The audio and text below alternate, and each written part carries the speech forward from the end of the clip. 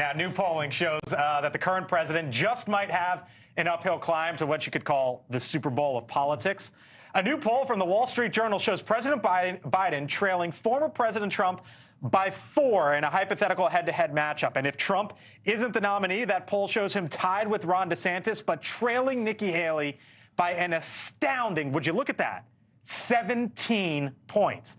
Now, drilling down further with some new CNN polling, President Biden trails Trump by 5 in Georgia, 10 in Michigan, crucial swing states that the president won in 2020. Dan, Jonathan, spin, go for it. I mean, we're a year out. There you go, I okay. think there has been voter fatigue, and people have not been paying attention to how awful Donald Trump was. I do think when $1 billion in ads get spent between April and November, voters will remember that. Voters will remember what Joe Biden did for the auto industry in Detroit and Michigan. They'll remember why he won in Georgia. Also, keep in mind, in Georgia, all the local news leading up to the election will be about Donald Trump's case to steal the election in Georgia. It's very hard to get by on local news coverage when that's all they're doing. You can put in national ads, but every day when they open the paper, that's the If I would have told you, see. though, if I would have told both of you that Trump was up 10 in Georgia, you would have told me I was nuts. Yeah.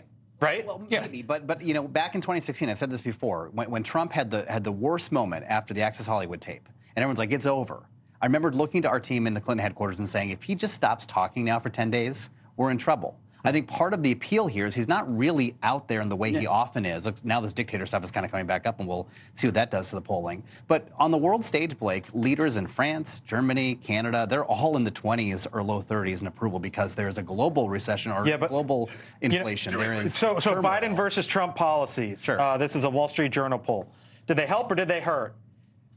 Donald Trump, plus 12. Half of the country says it helped him. Look at President Biden's numbers. Only 23% of the country says it has helped them. I hear you on auto industry, on world leaders, and on down the line, but that says it, does it not? No, well, here's the difference, though. When you put it in that context of Biden and Trump and the current guy and the former guy, when people are not happy with the world right now, you're going to get that answer. For the last 2 years, two-thirds of the people in the Wall Street Journal poll say the economy has not gotten better. Two things to take away from here. One, Joe Biden's in the worst position polling in terms of approval of any president in the modern era, and Donald Trump is in the best polling position he's ever been, not just in 2024, in 2016. And if the election were held today, he'd get 301 electoral votes. That said, what the Democrats are going to try to do is pull a little magic trick here. They're going to try to raise $1 billion and basically say this is no longer about who the best candidate is, but who the worst candidate is, and therefore the voters need to vote for less bad. Wrap this up here. Looking at those numbers, you know,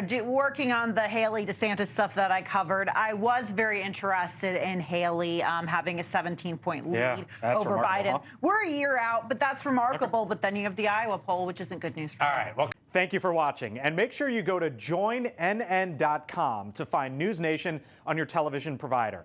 And don't forget to click the red subscribe button below to get more of NewsNation's fact-driven, unbiased coverage.